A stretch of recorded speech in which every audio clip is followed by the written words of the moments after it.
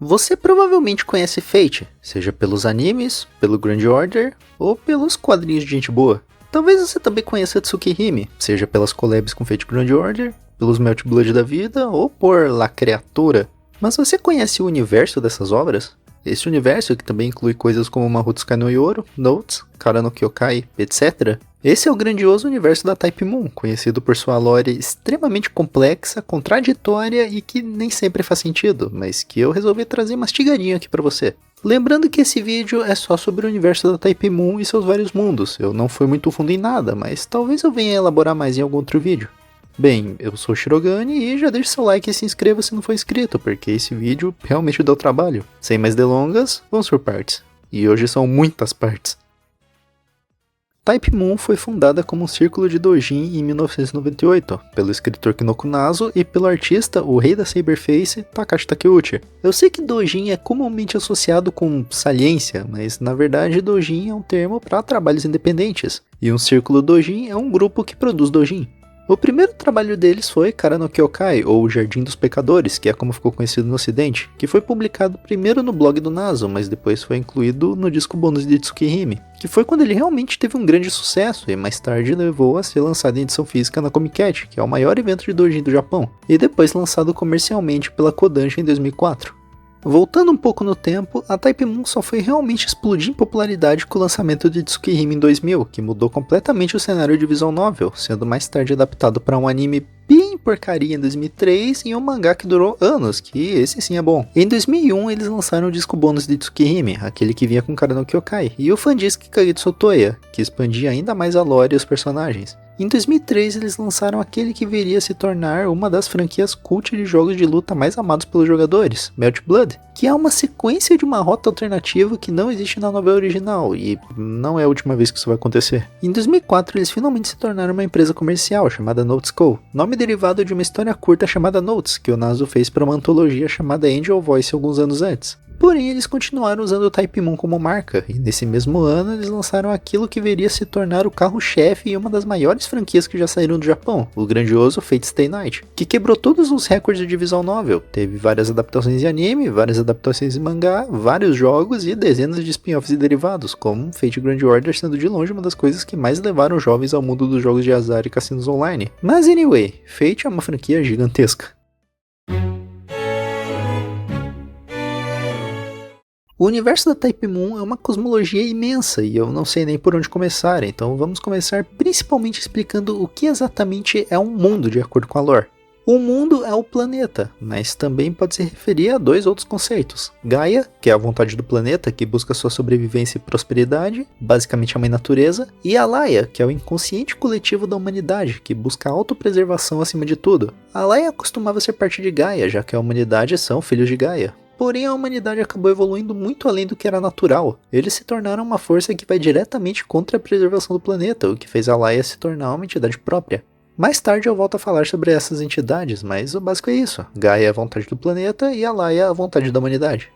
Já o mundo como literal planeta também possui duas definições. Uma sendo o planeta mesmo, o corpo celeste, e o outro sendo os Ultimate Ones, ou em japonês, Gensho no Ichi, ou o primordial, que é como eu vou traduzir aqui. Um primordial, também conhecido como Type, é o ser mais poderoso de um planeta, que por ser tão poderoso eles transcendem o conceito de individualidade, vida, morte, tempo, etc., essencialmente se tornando a própria personificação do planeta. Lembrando, eles são imortais, mas podem ser temporariamente mortos, basicamente sendo postos para dormir. Como é visto com a Type Venus em Notes, que foi tecnicamente morta pelo Gangod, mas apenas seu corpo entrou em sono eterno, enquanto sua consciência continua viva. A Terra é uma anomalia, ela não é capaz de gerar um primordial, já que sua vontade é dividida entre Gaia e Alaya. Em vez disso, Gaia precisou fazer um trato com Crimson Moon, o primordial da Lua, para criar os True Ancestors, ou Ancestrais Reais, que foram criados como um mecanismo de defesa do planeta contra a humanidade, feitos à imagem de Crimson Moon. Mas Crimson Moon não fez isso de bondade, ele fez isso para que no futuro pudesse dominar o planeta. Outro dia eu falo mais sobre eles, mas basicamente Ancestrais Reais são fadas vampíricas capazes de se tornar o cérebro do planeta e carregar sua vontade. Porém eles possuem uma grande falha que é o seu vampirismo, e eles precisam usar quase todo o seu poder para manter sua sede de sangue sob controle. Dos Ancestrais Reais, a mais poderosa é a Archwage, que inicialmente não possuía sede de sangue, mas após eventualmente a desenvolver, ela também passou a usar seus poderes para suprimir seu vampirismo. Ela ainda é o ser mais poderoso do planeta, mas como eu disse, ela não pode se tornar um primordial por causa de Alaya indo contra a vontade de Gaia. Porém, como eu também disse, ancestrais reais podem se tornar o cérebro do planeta, e é isso que é a Archetype Earth. É a Arcwade perfeita, com seu subconsciente tomando controle, a pequena parte dentro de todo ancestral real que carrega um fragmento de Crimson Moon. Nesse estado, ela é, em termos práticos, o primordial da Terra, capaz de carregar a vontade de Gaia e influenciar o planeta inteiro. Porém, ela ainda não é um primordial de verdade. Voltando ao assunto dos mundos, além de Gaia, Alaya, o planeta físico e os primordiais, mundo também pode se referir às linhas do tempo, e é aí que o negócio fica complicado de verdade. O mundo possui várias camadas. Nós temos o mundo dos homens, que é o mundo onde basicamente tudo acontece, mas também existe o lado inverso do mundo, que é onde a Era dos Deuses nunca acabou, e a Raiz. A Raiz, conhecida como os arquivos de Akasha ou o lado exterior do mundo, é uma camada que existe meio que fora do tempo e espaço, isolada de todos os mundos, dimensões e universos paralelos, de onde toda a existência é derivada. É um local metafísico onde são arquivados todo o conhecimento de todos os eventos e possibilidades que já aconteceram, estão acontecendo, vão acontecer ou podiam ter acontecido. É também o local para onde todas as almas vão quando morrem e onde fica o trono dos heróis. Antigamente, o mundo dos homens e o lado inverso do mundo costumavam ser mais conectados e os deuses caminhavam entre os homens. Porém, eventualmente os deuses começaram a perder forças, então eles criaram Gilgamesh como um semideus e a ponte para conectar os deuses à humanidade para que eles parassem de perder forças. Porém, Gilgamesh se rebelou e lutou ao lado da humanidade, o que forçou a separação completa entre o humano e o divino e extinguiu os deuses como entidades físicas, os transformando em espíritos divinos que residem no lado inverso do mundo, só podendo observar o mundo sem interagir. Mas claro, assim como as eras do mundo real não foram eventos globais, o fim da Era dos Deuses também ocorreu em períodos diferentes em diferentes partes do mundo, mas quando chegamos ao ano zero, o mundo já fez a transição completa para a Era dos Homens. No ano 300 ocorreu o segundo maior evento a afetar o mundo, que foi a derrota de Crimson Moon por Zeureth utilizando a segunda magia. Isso dividiu o universo em dois ramos distintos, os mundos de Tsukihime e os mundos de Fate. Nos mundos de Tsukihime, Zeureth foi infectado e acabou se tornando um vampiro, vulgo um apóstolo morto. Nesses mundos, Crimson Moon continuou ativo e os apóstolos mortos ancestrais foram criados, sendo o pináculo do poder de um vampiro. Já nos mundos de Fate, Zeureth derrotou Crimson Moon sem ser infectado e o colocou para hibernar pro resto da eternidade, e os apóstolos mortos ancestrais nunca foram criados. A maior diferença entre os dois ramos é que nos mundos de Fate, Alaya é a força maior na Terra. Eles funcionam nos princípios de afirmar a história da humanidade, por isso espíritos heróicos podem ser invocados, já que são o pináculo da humanidade elevados a um estado maior. Já nos mundos de Tsukihime, Gaia é a força maior da Terra, com o mundo funcionando no princípio de exterminar a história da humanidade, com os apóstolos mortos, a antítese da humanidade e seus predadores naturais existindo de forma praticamente descontrolada. Os mundos de Fate são de longe os mais numerosos, com literais dezenas de ramificações. O básico é: o mundo de Stay Night é o principal da franquia, e de onde a maioria das divergências ocorrem. Na linha do tempo principal da novel de Stay Night, nós temos 4 linhas do tempo principais, sendo elas as rotas Fate, Limited Bleed Works, Raven's Field e a rota que leva a Rola Ataraxia, que não é nenhuma das 3 principais. Rola Ataraxia é ao mesmo tempo uma sequência e uma linha do tempo alternativa, pois ao mesmo tempo que ela ocorre meses após Stay Night, ela também não ocorreu de certa forma. Além da linha principal de Stay Night, nós também temos algumas outras linhas do tempo muito próximas, com poucas diferenças. Nós temos Fate Zero, que ocorre em uma linha do tempo levemente diferente dos eventos que ocorreram na Quarta Guerra do Santo Grau de Fuyuki. E sim, Fate Zero não é canônico para Stay Night, ele é um spin-off. A Quarta Guerra do Santo Grau de Fuyuki mostrada nele não é a mesma que ocorreu no mundo de Stay Night. Fate School Life, que é um mangá de comédia e uma das possíveis linhas do tempo que dão origem a Fate Strange Fake, por mais estranho que isso pareça, e Fate Strange Fake, que esse sim é um caso bem particular, pois Strange Fake ocorre em um possível futuro onde a Quinta Guerra do Santo Graal terminou com a mesma conclusão, porém durante toda a história dessa linha do tempo, várias pequenas coisas diferentes ocorreram. E foram elas que acabaram dando origem à linha do tempo de Strange Fake. O que torna ela uma linha do tempo tão única é o fato de que ela fica entre os mundos de Fate e os mundos de Tsukihime, pois é a única onde tanto a invocação de espíritos heróicos quanto a existência dos apóstolos mortos ancestrais são possíveis. E os spin-offs do Waver, que ocorrem em um mundo de Stay Night semelhante a Limited Blade Works, mas Rin e Shiro não são namorados. A constante de todos esses mundos é eles terminarem com Waver e Rin desfazendo o Santo Graal anos após a guerra, independente de como a guerra aconteceu. Divergindo da linha do tempo de Stay Night completamente, nós temos Fate Apócrifa, que é uma divergência da terceira guerra do Santo Graal de Fuyuki, onde em vez de invocar o Avenger Angra Mainyu, os Iceborne invocaram o Ruler Amakusashiro Tokusada. E o Graal acabou sendo roubado pelo Bigodinho com a ajuda de Darnik Prestonig de Millennium, que levou a Guerra do Santo Graal a ser realocada para a Transilvânia e expandida de um free-for-all entre 7 mestres para 2 times de 7 mestres cada, que veio a ser chamada de Grande Guerra do Santo Graal. É no mundo de Apócrifa que também ocorrem Fate Labyrinth e Fate Lost in Hades. Labyrinth ocorre durante a Guerra do Santo Graal do 7º Labirinto de Kalbak Alcatraz, que é uma sub-guerra do Santo Graal.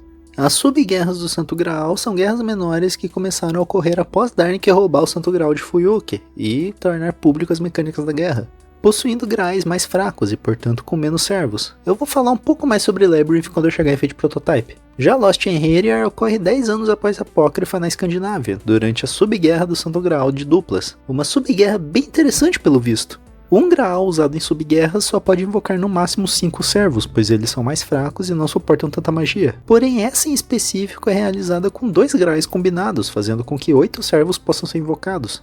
Nessa guerra, cada mestre invoca 2 servos para lutar como um time, ou seja, 4 mestres com 2 servos cada, que é de onde vem o nome Guerra de Duplas. E com uma regra que faz toda a diferença. Nessa guerra, mestres não podem ser mortos, os servos são controlados remotamente e o evento todo é transmitido como um evento esportivo, onde espectadores podem doar dinheiro para o seu mestre favorito. É praticamente assistir uma partida de LoL. Seguindo em frente, nós temos o mundo de Fate Kaleid de Linear Prisma Ilha, cuja divergência ocorreu na quarta guerra do Santo Graal, aquela de Fate Zero. A grande diferença é que nesse universo o Kiritsugu decidiu que ele amava sua família mais do que seu sonho, então ele sistematicamente matou todos os Iceborne com exceção das empregadas, e fugiu com Airi, Ilha, Sela, Reisrit de volta para o Japão, onde eventualmente adotou Shirou e viveu uma vida pacata de família, até que cartas de classe começaram a aparecer. Essas cartas não são nativas desse mundo, elas vêm de outro mundo. As cartas vêm do mundo de onde veio Mil, e nesse mundo a divergência ocorreu milênios no passado. No universo de Mil, Pandora, sim, a casa da mitologia grega, nunca abriu a caixa, obedecendo às instruções dos deuses de só abrir a caixa após toda a humanidade morrer para que o verdadeiro potencial do mundo possa ser liberado. Pandora é imortal, ela é uma boneca de lama criada para viver mais do que a própria humanidade e cumprir sua missão, vivendo por milênios fugindo e se escondendo, pois sempre que alguém descobria sua natureza, tentava matar, até que eventualmente foi encontrada por Darius Ainsworth, que ao ouvir que o mundo estava morrendo, criou a Guerra do Santo Graal desse mundo, com o objetivo de reunir poder bastante para abrir a caixa e obter seus poderes. A Guerra do Santo Graal dos Ainsworth é muito única, pois em vez de servos, elas são travadas pelos próprios mestres, que usam artefatos mágicos ou seus próprios corpos como receptáculo para os poderes de um espírito heróico através das cartas de classe, que são artefatos que contêm o poder de um espírito heróico para ser utilizados por um mago. O mundo de Fate Hacking é outra divergência de Stay Night. Nesse mundo tudo ocorreu exatamente igual até a quinta Guerra do Santo Graal. Porém, mais de 30 guerras começaram a acontecer no mundo simultaneamente, indo de um ritual secreto para uma ameaça global absurda, terminando na Terceira Guerra Mundial, que destruiu grande parte do mundo. Fuyuki era o campo de batalha mais feroz de todos, e a quinta guerra de Fuyuki acabou sem conclusão, com ninguém clamando o prêmio e a mana dispersando. Até que um dia uma mulher chamada Chitose acabou com a Terceira Guerra Mundial, vencendo e desejando que o grau se dispersasse e passasse a existir no coração de todos os humanos, e foi assim que literalmente todo mundo se tornou um mestre. Nesse mundo, literalmente todos os humanos são mestres, tendo um grau em seus corações desde o nascimento, e um dia um servo será manifestado por eles independente dos seus desejos. Porém, nos dias modernos, a existência de servos acabou sendo normalizado, com os servos sendo quase como cidadãos comuns. A única exceção é a protagonista Erice, neta de Chitose, a única pessoa no mundo que nasceu sem um grau em seu coração, e portanto sem um servo. Até que um dia ela conhece Voyager, o último servo invocado no mundo, e se torna sua mestra. Voyager tem esse título, pois após ele ser invocado, nenhum servo jamais foi invocado novamente.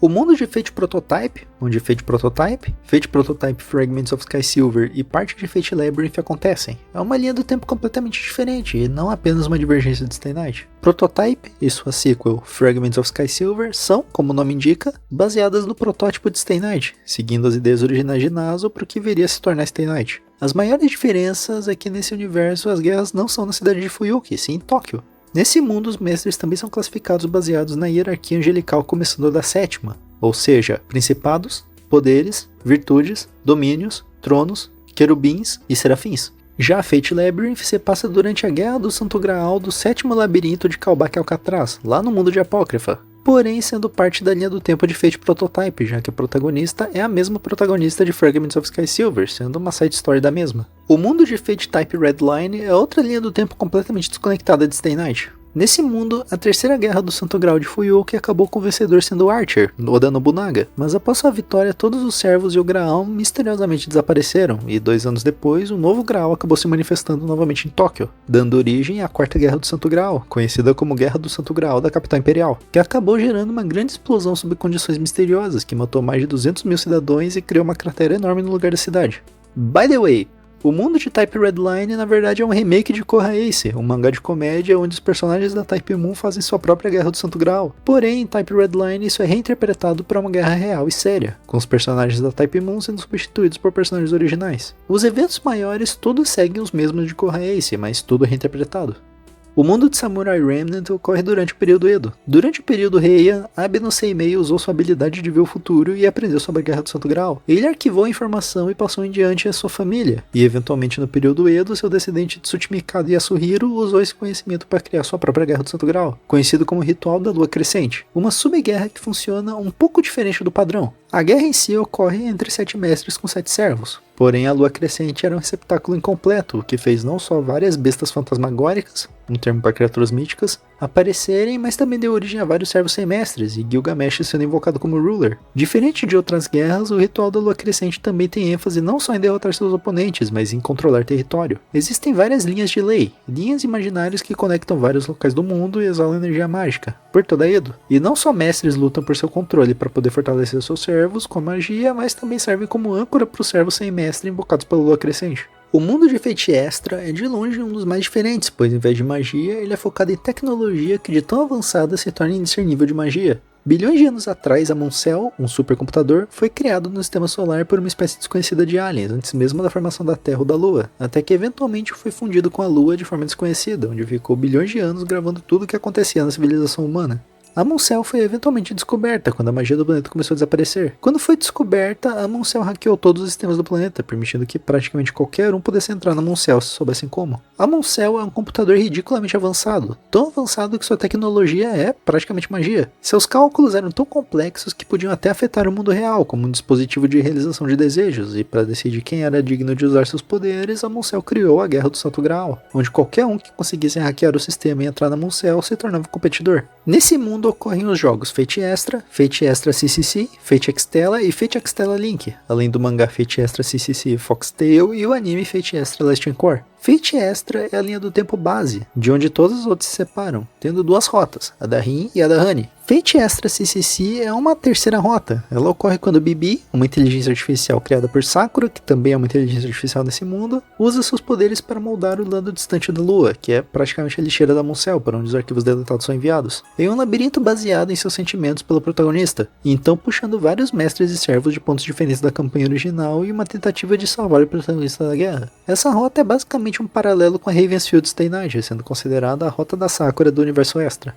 Fate Extra CCC Foxtail é uma divergência onde, em vez de criar só Passion Leap e Meltrelis, Bibi cria todas as Sakura 5, Passion Leap, Meltrelis, Kazura Drop, Violet e King Protea. Porém, ao perceber que King Protea era um desastre natural, Bibi acelou. Porém, enquanto ela estava distraída, Kazura Drop devorou Meltrelis e Passion Leap, e então, junto de Violet, apunhalou pelas costas e a devorou, absorvendo a maior parte dos seus poderes. As Sakura 5 são as alter egos de Bibi, criadas após Bibi dividir sua existência em diversos corpos para se estabilizar, com cada alter ego tendo a junção de 3 espíritos divinos mais uma faceta de Bibi. Fate Extella e sua sequência Extella Link são sequências de Extra seguindo uma linha do tempo onde Nero venceu e seu mestre se tornou imperador da Muncell e adquiriu a Regalia, um anel que simboliza sua autoridade para controlar a Muncell. Essa linha do tempo possui algumas pequenas diferenças da linha do tempo de Extra e Extra CCC. Por exemplo, nesse mundo tanto o protagonista masculino quanto a feminina existem, e todos os 3 servos selecionáveis de Extra lutaram na guerra, com Nero sendo servo do protagonista masculino, Nameless da feminina e Tamamo de Atron Galeastra, o mestre original da caster de Stay Night.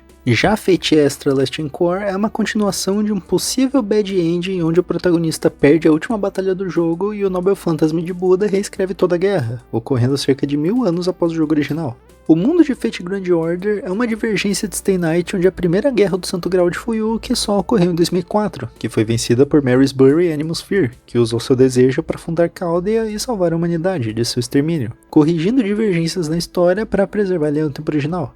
Claro, isso é só o básico. Fate tem muitos mundos, mas esses são os principais, com outros sendo coisas menores, como finais alternativos, linhas do tempo hipotéticas, linhas do tempo que existem, mas nunca foram exploradas, etc. Mas no geral, esses são os mundos de Fate. Claro, isso não é tudo. O universo da Type Moon trabalha em uma dicotomia de mundos de Fate e mundos de Tsukihime. Felizmente, os mundos de Tsukihime não são tão numerosos assim, sendo eles apenas o mundo da novel original e o mundo do remake, sendo eles... O mundo principal, pelo menos o qual era o mundo principal na época, é obviamente o da novel original, onde ocorrem Tsukihime, Kagetsu Toya, o Plus Disc e Melt Blood, tendo ele duas ramificações principais que são o lado próximo da lua e o lado distante da lua, onde o que define cada um é qual a persona dominante no vilão. Nas rotas do lado próximo, Arcueide e Ciel, Roa é o persona dominante, enquanto no lado distante, Akiri e as gêmeas, Shike é a persona dominante. O mundo de Tsukihime Remake é onde ocorrem Tsukihime Remake, Mahotsukai no Yoro e Melt Blood Type Lumina. Ele segue em grande parte o mesmo enredo da novel original, porém extremamente mais longo e desenvolvido, tanto que o remake foi separado em duas partes. A Piece of Blue Glass Moon, que adapta o lado próximo da lua, e The Other Side of Red Garden, que adapta o lado distante. Esses são basicamente os mundos de Fate Tsukihime, o recheio da Type Moon.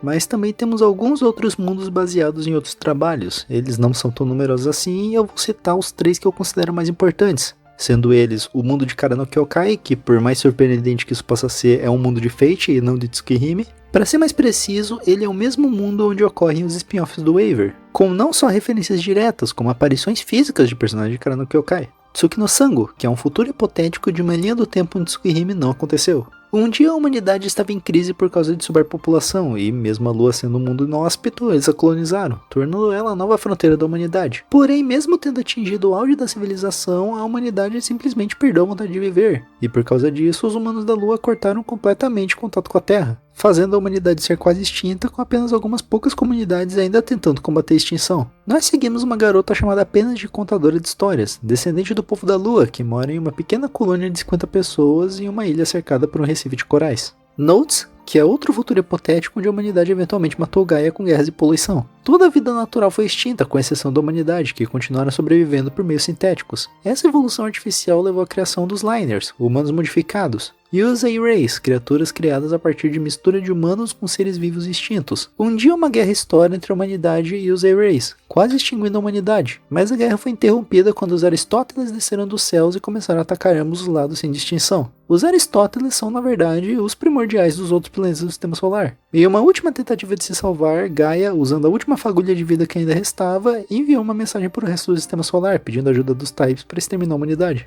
Esses são os mundos principais da Type Moon, mas não é só isso. Além dos mundos, também existem as singularidades e Lost Belts, que são tão importantes quanto.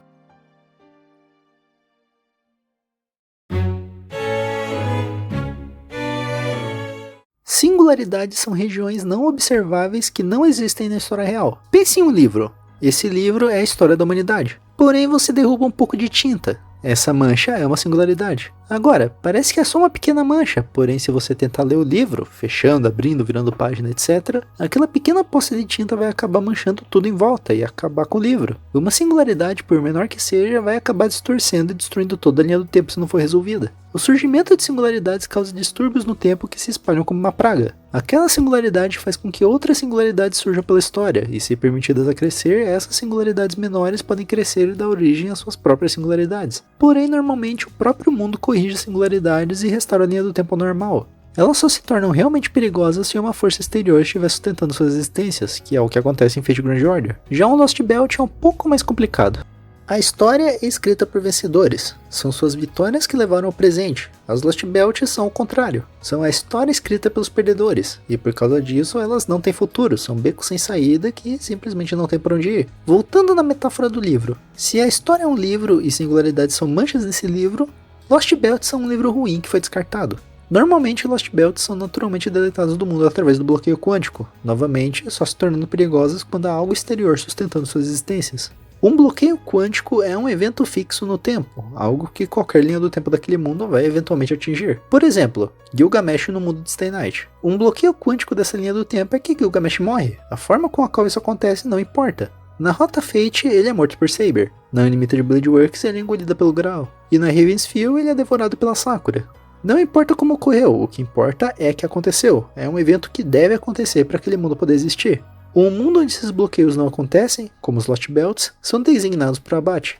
Devido à forma como o universo funciona, realidades infinitas existem. Cada escolha que alguém toma ou deixa de tomar gera uma nova linha do tempo. Porém, se essas linhas do tempo fossem permitidas a se reproduzir infinitamente, o universo iria eventualmente morrer. Por isso, quando uma linha do tempo não tem futuro, ela é abatida, para que as linhas do tempo fortes possam continuar existindo. Pense em uma árvore com vários galhos.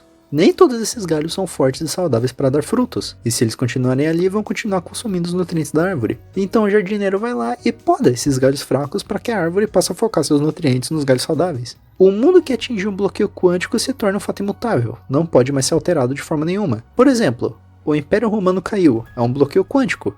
Não importa como a história tenha ocorrido, o Império Romano sempre vai cair. Se um viajante do tempo voltar no tempo e mudar o curso da história, fazendo com que o Império Romano continue próspero, forte, sem inimigos, aparentemente sem nenhum motivo para que ele seja destruído, conforme ele for se aproximando do bloqueio quântico, algum motivo vai surgir para que o Império caia, pois isso é um fato imutável, ele vai cair. Por último, a Counterforce é um conceito fundamental do mundo. Existem duas Counterforces, Gaia, a vontade da Terra, e Alaya, a vontade da humanidade. Como os seres humanos são criaturas nativas da Terra, a Alaya era parte de Gaia, porém a humanidade começou a evoluir de forma não natural, passando a manipular e maltratar a natureza como bem entendem, o que fez a Alaya ganhar mais poder e se separar de Gaia. Apesar de serem entidades, Gaia e Alaya não são realmente seres racionais, eles são energias. Uma força que no caso de Gaia trabalha para preservar o planeta e no caso de Alaya para proteger a humanidade da extinção. Normalmente elas atuam de forma indireta, como por exemplo, forçar alguém a tomar alguma atitude para carregar sua vontade. Porém, elas também possuem agentes físicos. Os agentes de Gaia são criaturas naturais, bestas fantasmagóricas, fadas, elementais, os ancestrais reais, etc. Enquanto os agentes de Alaya são espíritos humanos que fizeram um pacto para servi-la eternamente em troca de poder em vida. A maior diferença entre um agente de Alaya e um espírito heróico de verdade é que os espíritos heróicos são invocados pela esperança da humanidade, enquanto os agentes de Gaia pelo desespero da humanidade.